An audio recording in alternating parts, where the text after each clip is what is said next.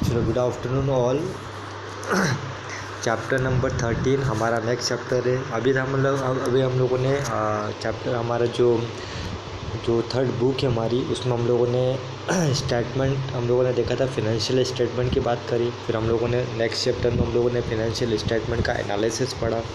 अब उस एनालिसिस के बाद में हम लोगों को लास्ट चैप्टर है, हम लोगों को पढ़ना है टर्म 1 में, जो है रेशो एनालिसिस। रेशो किस तरीके से रेशो एनालिसिस करना है। तो सबसे पहले इंट्रोडक्शन की बात करें तो the main purpose of financial statement is to provide the accounting information to its users, है ना। अभी हम लोगों ने पढ़ा था कि एक्सटर्नल यूज़र्स और इंटरनल यूज़र्स को अकाउंटिंग इन्फॉर्मेशन प्रोवाइड करना फाइनेंशियल स्टेटमेंट के द्वारा।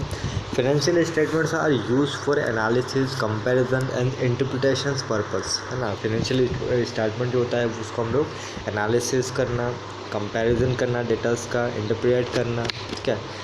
Accounting ratios are used to analyze the financial statements for assessing the profitability, solvency, efficiency, liquidity of the business, ठीक है। हमारा जो भी अकाउंटिंग रेशियोस होता है उसको हम लोग किस तरीके से यूज़ करते हैं कि उससे हम लोग किसी भी बिज़नेस की प्रॉफिटेबिलिटी, है ना, किसी बिज़नेस के सॉल्वेंसी, क्या एफिशिएंसी है, क्या लिक्विडिटी पोजीशन है, सारी चीज़ें हम लोग बिज़नेस की रेशियोस के द्वारा, है ना, अकाउंटिंग रेशियोस के द्वारा हम लोग एनालाइज करते हैं। Accounting ratios are an important tool of financial statement analysis. Financial statement analysis करने के लिए सबसे इम्पोर्टेंट हमारा जो टूल होता है अकाउंटिंग का वो होता है रेशो एनालिसिस करना। Accounting ratios help in presenting the data is summarised form and in an effective manner, ठीक है। एक समरी के रूप में हम लोगों को प्रोवाइड होता है, एक डेटा जो समरी के रूप में हम लोगों को बताता है, और एक इफ़ेक्टिव मैनर में हम लोगों को पता चलता है कि क्या किससे हम लोग रिलेशन रख रहे हैं, किस डेटा को किस डेटास के साथ में हम लोग रिलेशन बता रहे हैं, वो सारा अकाउंटिंग रेशोज़ के माध्यम से हम लोगों को पता चलता है। अब रेशो की बात करें तो यहाँ पर हम लोगों ने क्लासिफाइड किया है, या हम लोग बोल सकते हैं कि कितने टाइप के रेशो होते हैं। तो मेनली हम लोग यहाँ पर 4 टाइप के रेशो पढ़ने वाले हैं। सबसे पहले लिक्विडिटी रेशोज़ और called short term solvency ratio, ठीक है। लिक्विडिटी मतलब कि वे सारी चीज़ें जिसको हम लोग विद इन अ ईयर में करंट, है ना, लिक्विडिटी में चेंज कर सके, है ना, वो हमारा लिक्विडिटी रेशो कहलाएगा। सॉल्वेंसी रेशो आपके बिज़नेस की क्या सॉल्वेंसी पोजीशन है। Activity ratios also known as turnover ratios और परफॉर्मेंस रेशो, ठीक है। टर्नओवर रेशोज़ हम लोग देखेंगे और प्रॉफिटेबिलिटी रेशो देखेंगे, ठीक है। अब थोड़ा सा एक को हम लोग थोड़ा सा यहाँ पर क्लियर कर लेते हैं कि क्या होता है ना। तो सबसे पहले उसने बोला है सॉल्वेंसी रेशो या लिक्विडिटी रेशो, ठीक है। तो लिक्विडिटी रेशो को हम लोगों ने यहाँ पर बांटा है करंट रेशो में। करंट रेशो का मतलब होता है कि current assets divided by current liability. Current assets का करंट लायबिलिटी के साथ में क्या रिलेशन है, ठीक है, वो हम लोगों को बताएगा करंट रेशो। अगर करंट असेट्स की बात करें तो जितने भी करंट इन्वेस्टमेंट है, हमारी इन्वेंट्री है, ट्रेड रिसीवेबल्स है, कैश और कैश इक्विवेलेंट है, पर short term loans and advances, other current assets, जो कि हम लोगों ने करंट असेट्स में जितना भी पार्ट पढ़ा है वो सारा हमारा करंट असेट्स हो जाएगा। करंट लायबिलिटी की बात करें तो जितना भी करंट लायबिलिटी वाला पोर्शन पड़ा था, जिसमें short term borrowings, trade payables, other current liability, short term provisions, और हमारा करंट लायबिलिटी वाला पोर्शन आ जाएगा, ठीक है। तो करंट असेट्स को करंट लायबिलिटी के साथ अगर हम लोग कर देते हैं, डिवाइड कर देते हैं, तो हमारा करंट रेशो निकल जाएगा। और करंट रेशो हमेशा 1:1 होना चाहिए, ठीक है। ये कि हमारा करंट रेशो निकल जाएगा। उसके बाद में लिक्विडिटी रेशो की बात करें तो लिक्विडिटी रेशो का फॉर्मूला है लिक्विड असेट्स।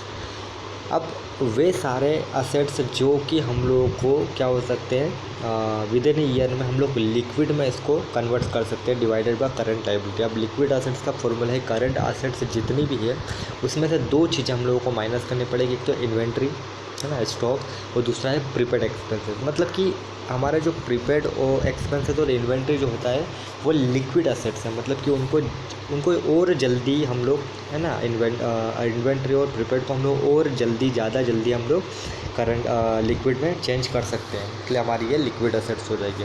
करंट लायबिलिटी वही सारी जो हम लोगों ने ऊपर पढ़ी है। फिर हम लोग सेकंड सॉल्वेंसी रेशो की बात करें तो सॉल्वेंसी रेशो बताता है कि आपके फर्म की सॉल्वेंसी पोजीशन क्या है। जैसे डेप्ट इक्विटी रेशो की बात करें, कितना आपका डेप्ट है ना, और कितना आपका इक्विटी है, तो दोनों का एक दूसरे से रिलेशन। डेप्ट मतलब long term borrowings plus long term provisions, और इक्विटी मतलब कि हमारा पूरा शेयर होल्डर्स फंड है ना, शेयर कैपिटल ले लो, रिजर्व सरप्लस ले लो, है ना, हमारा टोटल शेयर होल्डर्स फंड हो जाता है इक्विटी वाला पोर्शन।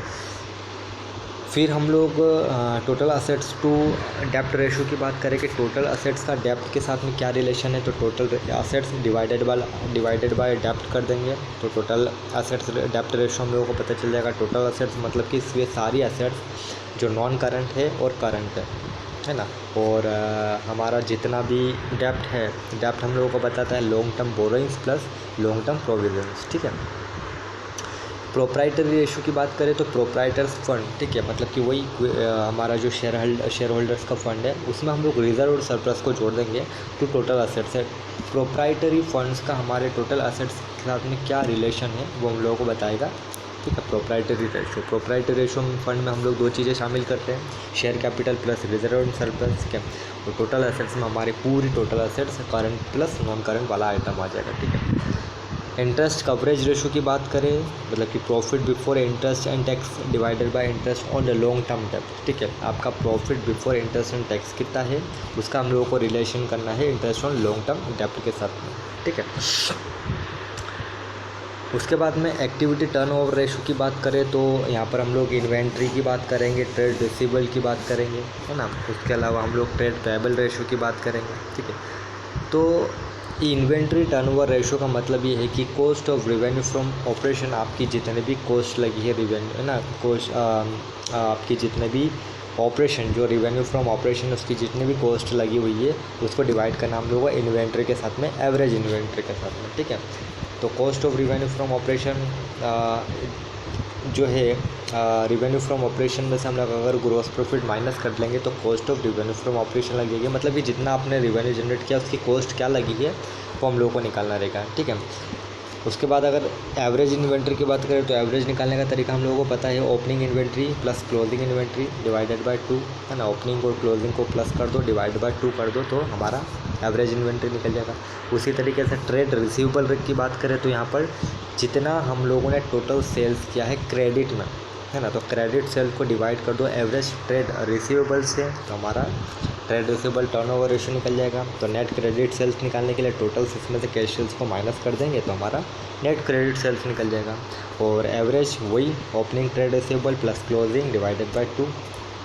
तीसरा trade payable ratio, trade payable turnover ratio, यहाँ पर हम लोगों ने क्रेडिट सेल्स लिया था, अब हम लोग यहाँ पर नेट क्रेडिट परचेस ले लेंगे तो नेट क्रेडिट परचेस को डिवाइड कर देंगे हम लोग एवरेज ट्रेड पेएबल से तो हमारा निकल जाएगा ट्रेड पेएबल टर्नओवर रेशो, ठीक है। नेट क्रेडिट परचेस कैसे निकालेंगे, टोटल परचेस में से कैश % माइनस कर दो तो हमारा नेट क्रेडिट परचेस निकल जाएगा। और average opening plus closing divide by 2, ठीक है। लास्ट है वर्किंग कैपिटल टर्नओवर रेशो, तो जितना भी वर्किंग कैपिटल लगी है तो revenue from operation divided by working capital, ठीक है। रेवेन्यू फ्रॉम ऑपरेशन निकालने का तरीका हम लोगों को पता है, वर्किंग कैपिटल निकालने की करंट असेट्स में से करंट लायबिलिटी माइनस कर देंगे तो हमारी वर्किंग कैपिटल निकल जाएगी यहाँ पर, ठीक है। फिर प्रॉफिटेबिलिटी रेशो की बात करें, प्रॉफिटेबिलिटी मतलब कि आपका ग्रॉस प्रॉफिट कितना हुआ है, नेट प्रॉफिट कितना हुआ है, ऑपरेटिंग रेशो कैसे निकलेगा, ठीक है। तो ग्रॉस प्रॉफिट रेशो निकालने के लिए gross profit divided by revenue from operation into 100, ठीक है। तो ग्रॉस प्रॉफिट कैसे निकलेगा, रेवेन्यू फ्रॉम ऑपरेशन में से growth cost of revenue from operation को माइनस कर लेंगे तो हमारा जीपी निकल जाएगा, जो कि हम लोगों ने आगे ऊपर ये भी, है ना, देखा था फॉर्मूला, ठीक है। उसके बाद ऑपरेटिंग रेशो निकालने के लिए operating ratio cost of revenue from operation plus operating cost को अगर इसमें हम लोग प्लस कर देंगे तो हमारा ऑपरेटिंग रेशो निकल जाएगा और डिवाइड करना वही रेवेन्यू फ्रॉम ऑपरेशन से। और last operating profit ratio, operating profit, ठीक है, divided by revenue from operation into 100 कर देंगे तो हमारा ऑपरेटिंग प्रॉफिट रेशो निकल जाएगा, ठीक है। और नेट प्रॉफिट, तो जहाँ पर जीपी था वहाँ पर एनपी लगा देंगे, net profit divided by revenue from operation into 100 तो हमारा नेट प्रॉफिट रेशो निकल जाएगा, ठीक है। लास्ट रिटर्न ऑन इन्वेस्टमेंट, ठीक है, कितना रिटर्न ऑन इन्वेस्टमेंट आया है तो NP net profit before interest and tax and dividend को डिवाइड कर देंगे कैपिटल एम्प्लॉयड के साथ में तो हमारा क्या आ जाएगा, रिटर्न ऑन इन्वेस्टमेंट का हमारा रेशो आ जाएगा, ठीक है। तो ये हम लोगों ने टोटल हम लोगों ने रेशो पढ़े हैं। अब हम लोगों को इसको प्रैक्टिकली करके देखना पड़ेगा कि किस तरीके प्रैक्टिकल हम लोगों को इसको, ठीक है, आगे करना है और फिर समझेंगे और उसके बाद में अगर कोई दिक्कत हो तो हम लोग फिर बात कर रहे हैं, ठीक है।